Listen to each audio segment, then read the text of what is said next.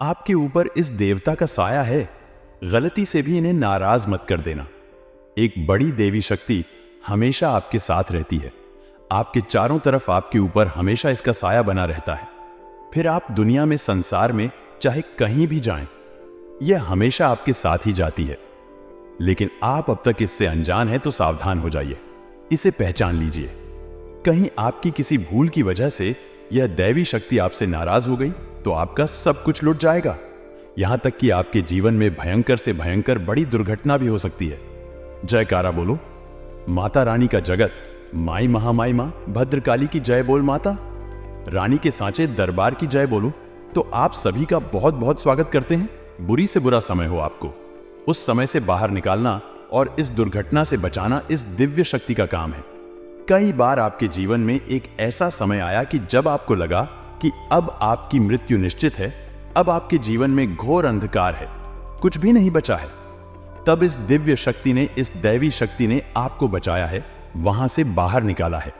लेकिन दोस्तों, दुख की बात तो यह है कि आप इस दैवी शक्ति को अब तक ना तो पहचान पाए हैं और ना ही इसकी कृपा को अब तक समझ पाए हैं। यह दिव्य शक्ति आपको कई कई रूपों में विशेष समय और अवसर पर अपने दर्शन भी देती रहती है। लेकिन आज के भागदौड़ इस जीवन में लोग इतने व्यस्त हो गए हैं कि देवी देवताओं को तो छोड़ो, स्वयं को ही भूल चुके हैं। अपने घर परिवार और जीवन को इतनी बुरी तरीके से उलझा रखा है कि सब कुछ नजरों के सामने होते हुए भी दिखाई नहीं देता है।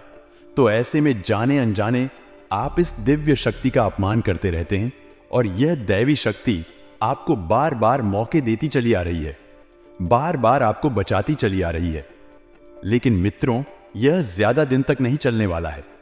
यदि आपने अब भी इस दिव्य शक्ति की अनदेखी की, इसका सम्मान नहीं किया, इसका पूरे विधि विधान से पूजा पाठ संस्कार प्रारंभ नहीं किया, तो हो सकता है कि यह आपको छोड़कर चली जाए। याद रखना मित्रों की महाभारत काल में अर्जुन को युद्ध में विजय इसलिए प्राप्त नहीं हुई क्योंकि वह एक महान धनुर्धर थे, बल्कि उन्हें विजय प्राप्त इसलिए हुई क्योंकि उनके साथ स्वयं भगवान श्री कृष्ण की दिव्य शक्ति थी।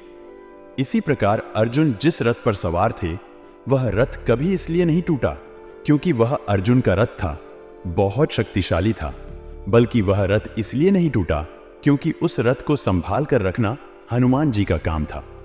स्वयं हनुमान जी उस रथ की पताका पर सवार थे। तो कहने का मतलब यह है प्यारे मित्रों कि जब तक दिव्य शक्ति साथ रहती है तब तक जीवन में सफलता मिलती है, बचाव होता है, अनिष्ट और अनर्थ घटनाओं से जातक की रक्षा होती है। लेकिन कहीं दिव्य शक्ति साथ छोड़कर चली जाए तो यह जीवन नर्क बनती, देर नहीं लगती है। जिस प्रकार की कहा जाता है कि जब हनुमान जी अर्जुन के रथ से उतरकर नीचे आए तब वह रथ छोटे छोटे टुकड़ों में खंड खंड होकर टूटकर बिखर गया था, तो हनुमान जी की दिव्य शक्ति ने उस रथ को संभाल कर रखा। भगवान श्री कृष्ण की दिव्य शक्ति ने अर्जुन को संभाल कर रखा, पांडवों को संभाल कर रखा। तो यह एक दिव्य शक्ति आपको संभाल कर रखे हुए हैं। अब कुछ जातक ऐसे होंगे जिनके जीवन से यह दिव्य शक्ति जा चुकी होगी, क्योंकि सबके साथ एक जैसी स्थितियां नहीं होती हैं। तो यहां पर आज के इस वीडियो में हम आपको न केवल इस दिव्य शक्ति के बारे में पूरी जानकारी देंगे कि यह आपके साथ है तो इसके क्या प्रमाण हैं, यह दिव्य शक्ति आपको किस रूप में कब कब किस समय पर दर्शन देती है, और यदि यह दिव्य शक्ति आपको छोड़कर जा चुकी है तो उसके क्या संकेत हैं और कैसे आप इस दिव्य शक्ति को फिर से अपने आसपास बुला सकते हैं। जी हां मित्रों, अवश्य ही आप इसे अपने आसपास बुला सकते हैं, क्योंकि यह आपके लिए ही बनी है, आपके स्वयं के उद्धार के लिए, आपके कल्याण के लिए यह दिव्य शक्ति आपके आसपास आई है। तो फिर परिस्थिति चाहे जैसी भी हो, आपको हर हालत में इस दिव्य शक्ति का साथ चाहिए और अपने जीवन को सुंदर बनाने के लिए इस दिव्य शक्ति की कृपा चाहिए। तो प्यारे मित्रों, पूरे धैर्य के साथ इस वीडियो को देखना। आज का यह वीडियो बेहद ज्ञानवर्धक है, पूर्ण रूप से शास्त्रवत है और ज्योतिषीय आकलन पर आधारित है, क्योंकि हम आपको आने वाले 5 दिनों का पूरा राशिफल भी बताएंगे और एक एक सटीक भविष्यवाणी आपके जीवन से जुड़ी हुई करेंगे। जी हां मित्रों, याद रखना कि हम जो भी बातें आपको बताते हैं उन बातों को हम पूर्ण ज्योतिषीय आकलन के आधार पर ज्योतिषीय गणना करने के बाद बताते हैं। दूसरी कि जो बातें आपके जीवन से जुड़ी हुई हैं आपके जीवन में बदलाव ला सकती हैं। उन बातों को हम शास्त्रों की गहराई से खोज कर लाते हैं और फिर उन बातों को कई लोगों के ऊपर आजमाते हैं। कोई उपाय है, कोई क्रिया है, कोई विधि है। जब हम उसे कई अन्य लोगों पर आजमाते हैं और वह प्रभावशाली होती है, तभी इस वीडियो में हम आपको बताते हैं। तो इस प्रकार की वीडियो बनाने में मेहनत बहुत लगती है, बहुत अध्ययन करना पड़ता है और यह सब कार्य हम माता रानी की सेवा में कर रहे हैं। हम जो भी ज्ञान आपको देते हैं वह माता रानी के आदेश से ही आप तक पहुंचता है। तो ऐसे में आपको यह वीडियो पूरा देखना है। यदि आपने इस वीडियो को बीच में छोड़ दिया या इसे हल्के में ले लिया तो आप निश्चित तौर पर अपने जीवन की एक बहुत बड़ी भूल कर बैठेंगे। आप खुद ही सोचिए कि जब स्वयं अर्जुन को भगवान श्री कृष्ण की दिव्य शक्ति का साथ चाहिए था, अर्जुन के रथ को हनुमान जी का साथ चाहिए था। प्रभु श्री राम जब मानव रूप में इस लोक पर आए तब उन्हें हनुमान जी की दिव्य शक्ति का साथ चाहिए था। तो फिर हम और आप तो मामूली से इंसान हैं, हमें तो दिव्य शक्ति का साथ हर पल चाहिए ही। जी हां मित्रों, तो ऐसे में आपको यह विशेष वीडियो देखना ही होगा, तभी आपकी हर परेशानी, हर समस्या का अंत हो पाएगा। तो चलिए बिना समय गवाए आज के इस महत्वपूर्ण वीडियो की शुरुआत करते हैं। लेकिन उससे पहले हम चाहते हैं कि आप माता रानी का आभार जरूर व्यक्त करें। कमेंट में 1 बार नहीं 3 बार लिखें, जय मां भद्रकाली कृपा करो। माता रानी की आपको विशेष कृपा और आशीर्वाद प्राप्त होगा और आपके जीवन में खुशियां ही खुशियां भर जाएंगी।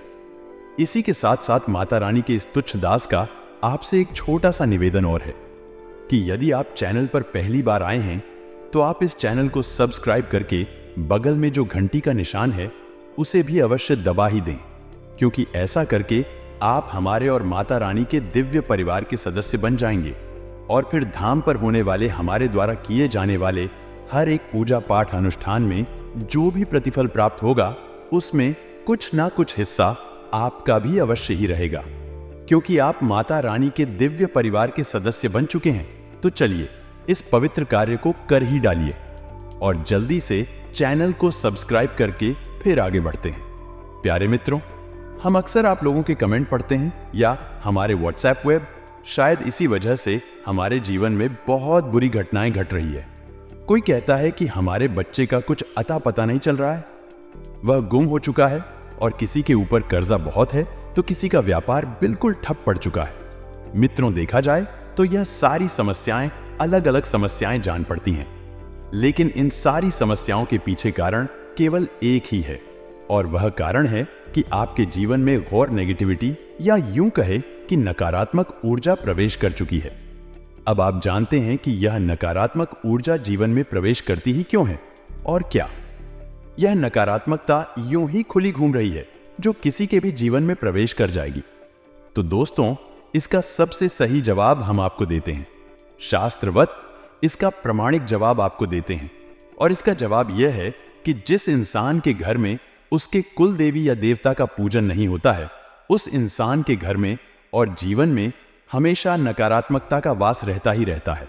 और आप खुद ही विचार करके देखिए कि आज के इस समय में कितने ऐसे लोग हैं जो अपने कुल देवी देवता को जानते भी हैं।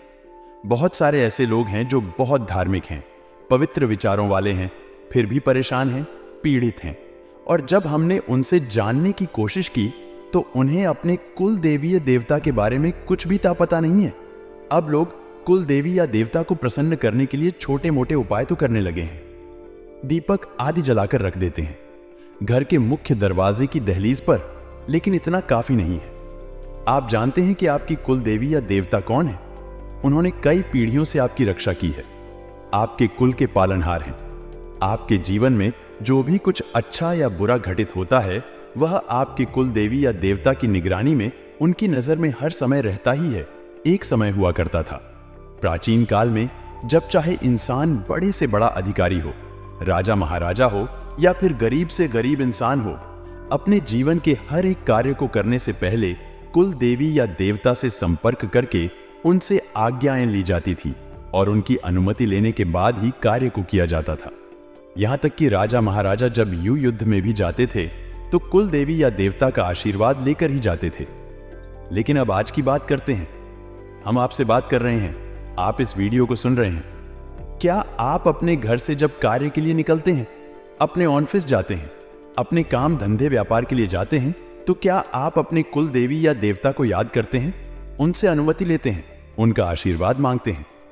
आप खुद ही विचार करके देखिए कि एक राजा जो हजारों सैनिकों से लड़ता था, इतनी बड़ी सेना को साथ लेकर चलता था। हजारों लाखों सैनिकों से लड़ने के बाद, हजारों लाखों सैनिकों को अपने पास सही व्यवस्थित रखने के बाद, युद्ध को लड़ने के बाद जीत कर वापस आता था। यानी कि उसे कितनी सिरदर्दी और कितनी परेशानियों का सामना करना पड़ता होगा। कभी कोई बीमार हो रहा है, कभी कोई घायल हो रहा है, कभी कोई मर रहा है, कभी राशन कम पड़ रहा है। हजारों परेशानियों को जूझ कर वह राजा युद्ध को जीतकर वापस आता था। यानी कितना बड़ा कार्य होगा। अब आपका काम धंधा व्यापार या आपका व्यक्तिगत जीवन कोई युद्ध तो है नहीं जिसमें आप हजारों लाखों लोगों को देख रहे हैं। वह तो छोटा सा काम है। तो अब जब इतने बड़े कार्य को करने के लिए राजा महाराजा कुलदेवी का आशीर्वाद लेते थे, तो फिर आप क्यों नहीं लेते हैं? अब जब इतने बड़े कार्यों में जब कुलदेवी या देवता का आशीर्वाद लेकर विजय प्राप्त की जा सकती है, बड़े से बड़े युद्धों को जीता जा सकता है। यहां तक कि पांडवों को भी भगवान श्री कृष्ण ने कुलदेवी का आशीर्वाद लेने के लिए भेजा था। रावण ने भी युद्ध से पहले कुलदेवी का आशीर्वाद लिया था। तो फिर आप क्यों नहीं लेते हैं? आप तो अपने कुलदेवी या देवता को जानते तक नहीं हैं। बड़े आश्चर्य की बात है। तो प्यारे मित्रों, अब ध्यान से सुनिए जो हम आपको बताने जा रहे हैं कि आपके कुलदेवी या देवता जो भी हैं, वे आपको अलग अलग रूपों में अलग अलग प्रकार से सांकेतिक दर्शन देते हैं। जी हां मित्रों, अब वे सांकेतिक दर्शन कैसे होते हैं? हमारे एक जानने वाले हैं मित्र, आप कह सकते हैं वे गांव में रहते हैं। तो एक बार उन्होंने बताया कि उनकी पत्नी जी घर के बाहर पीछे की ओर यानी पिछवाड़े की ओर किसी काम के लिए गई थी। तो वहां पर उनका क्या था? कुछ पेड़ पौधे रोपित थे जिन्हें वह पानी वगैरह देने के लिए जाती थी। फूल पत्तियों के पौधे थे। तो एक दिन वे अचानक सुबह सुबह वहां पर इसी क्रिया के लिए गई। तो देखती क्या है कि वहां पर एक काले रंग का बहुत बड़ा नाग बैठा हुआ है। अपने फन को फैलाकर उस नाग को देखते ही वे थरथर कांपने लगी। डर के मारे सीधे भागकर वापस आई और वापस आकर उन्होंने अपने पति को यानी हमारे मित्र को बताया। तो जब हमारे मित्र ने यह कथा सुनी तो वे अच्छी तरह से समझ गए कि यह क्या है। क्योंकि वे हमारे संपर्क में रहते हैं तो उन्हें इन बातों का कुछ कुछ ज्ञान है। तो वे जब इस बात को समझे तो वे सीधे दौड़कर उस बड़े नाग के पास पहुंचे और जहां गांव के दूसरे लोग एकत्रित होकर यह कहने लगे कि इसे मार दो, यह विषैला सांप है, तुम्हें डस लेगा, तुम्हारी जान ले लेगा। वहीं उन्होंने क्या किया? आपको आश्चर्य होगा, उन्होंने बड़े ही प्रेम के साथ उस नाग की पूजा की, उसे भोग समर्पित किया, धूप बत्ती और अगरबत्ती लगाई गाय के घी का दीपक जलाया और उसे अपने कुल देवी या देवता का स्वरूप मानकर पूजा और उनसे प्रार्थना की कि हे प्रभु, आप जो भी हैं इस रूप में हमें दर्शन ना दें, क्योंकि इस रूप के दर्शन को देखकर हमें भय उत्पन्न होता है और हम आपसे बहुत प्रेम करते हैं, हम आपसे भयभीत नहीं होना चाहते हैं। इसी के साथ साथ उन्होंने यह भी प्रार्थना की कि आप हमारे कुल की रक्षा करें, हमारे परिवार का पालन करें। हमें आपके प्रेम और आशीर्वाद की बहुत जरूरत है, इसलिए आप हमें छोड़कर कभी ना जाएं। बस इतनी सी प्रार्थना की और आश्चर्य की बात है कि वह नाग थोड़ी देर बाद वहां रुकने के बाद फिर सीधे वापस चला गया और वापस ऐसा गया कि दोबारा फिर कभी मुड़कर नहीं आया। यानी कि आप खुद ही सोचिए कि वह कोई मामूली सा सांप होता तो क्या उसे कुछ सुनाई देता? मामूली सा सांप तो एक जानवर होता है, वह इंसान की भाषा कैसे समझेगा? लेकिन इस नाग ने किसी को ना तो डसा ना ही किसी को डराया। यह तो केवल दर्शन देने आया था और अपना काम करके चला गया। और उस नाग का कार्य क्या था, आप खुद ही समझिए। वह असल में कुल देवी या देवता का स्वरूप था और जिस कुल की वह रक्षा कर रहा है, पालन कर रहा है, उस कुल को वह देखने के लिए आया था, यानी कि नाग के स्वरूप में। और जब कुल का परिवार का इतना सकारात्मक रवैया उस नाग ने देखा तो वह बिना किसी हानि पहुंचाए सीधे वापस चला गया। और आप यकीन नहीं मानेंगे कि इस घटना के बाद उनके परिवार में इतनी तरक्की हुई, इतना उनका काम धंधा अच्छा चला कि आज उनका व्यापार बहुत अच्छा है। लाखों करोड़ों में उनके लेन देन हो रहे हैं। और सबसे बड़ी बात कि उनके परिवार में गजब की शांति और सुकून है। आपस में बहुत प्रेम है और यहां तक कि उनके बच्चे भी बड़े आज्ञाकारी हैं। कोई कष्ट, कोई परेशानी उनके घर में है ही नहीं, क्योंकि उन्हें कुल देवी या देवता का पूरा आशीर्वाद और संरक्षण प्राप्त हो चुका है। जी हां प्यारे मित्रों, तो ये होती है। कुल देवी की शरण में पहुंच जाने से तरक्की और शांति की उपलब्धि या प्राप्ति तो अब आप ध्यान से सुनिए। आप क्या कर सकते हैं? आपके जीवन में चाहे कष्ट किसी भी रूप में मौजूद है, चाहे उसका कोई भी आकार प्रकार है, लेकिन उसका मूल कारण यही है कि आपके ऊपर जो कुल देवी या देवता की छाया है वह ना तो आपसे संतुष्ट है और ना ही आप उसकी सही पूजा पाठ और संस्कारों के साथ में सम्मान कर पा रहे हैं। तो प्यारे मित्रों, आपको समझना होगा कि आपके कुल देवी या देवता किन रूपों में आपको दर्शन देते हैं। सबसे पहले तो हम आपको यही समझा देते हैं, कुल देवी या देवता जो भी होंगे वे सीधे आपके सामने कभी प्रकट नहीं होंगे, क्योंकि हम अपने इस शरीर की इंद्रियों से किसी भी दिव्य शक्ति को महसूस तो कर सकते हैं, लेकिन स्पष्ट तौर पर उसके दर्शन नहीं कर सकते हैं।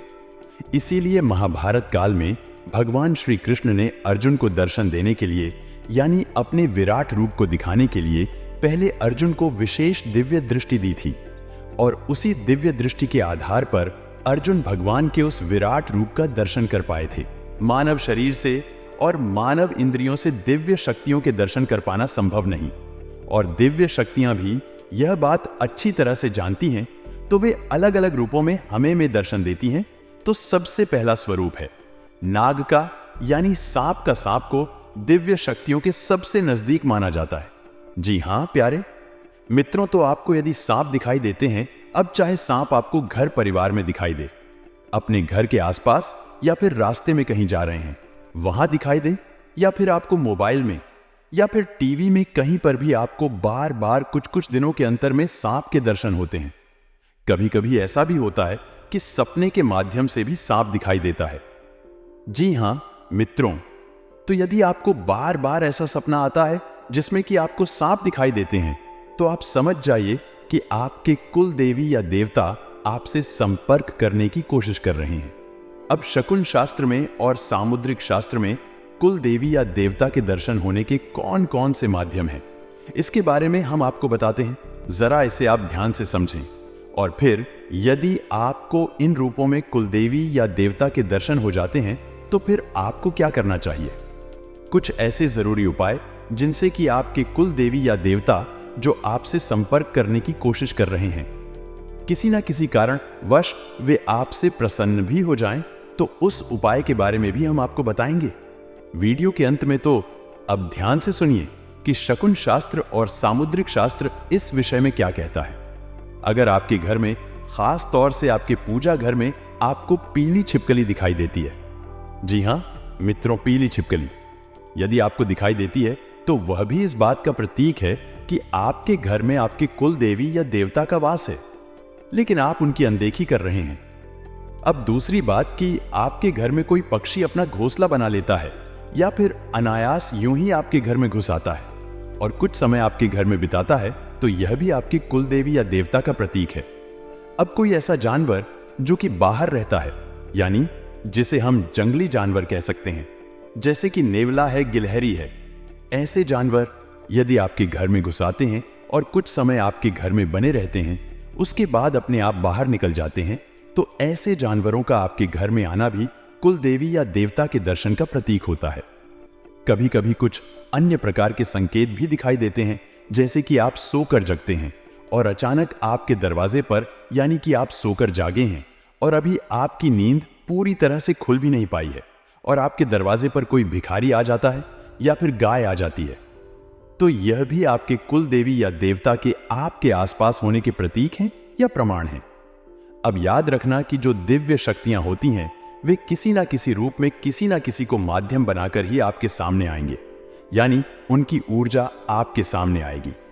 अब जीव जंतु चाहे कोई भी बना रहे, उस जीव के माध्यम से देवी या देवता की ऊर्जा आपसे संपर्क करने की कोशिश करती है।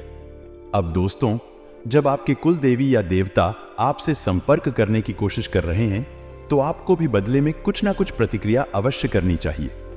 अब पहली बात तो यह है कि यदि आप अपने कुल देवी या देवता को जानते हैं कि कौन है आपके कुल देवी या देवता, तो आप उनका पूरे विधि विधान के साथ पूजन करिए उनके नाम से मंदिर में प्रसाद चढ़ाई का भोजन करा दीजिए। इससे देवी देवता प्रसन्न हो जाते हैं। दूसरा कि अब यदि आपको यही नहीं पता कि आपके कुल देवी या देवता कौन हैं, तो आपको उन्हें जानना बहुत अधिक आवश्यक है।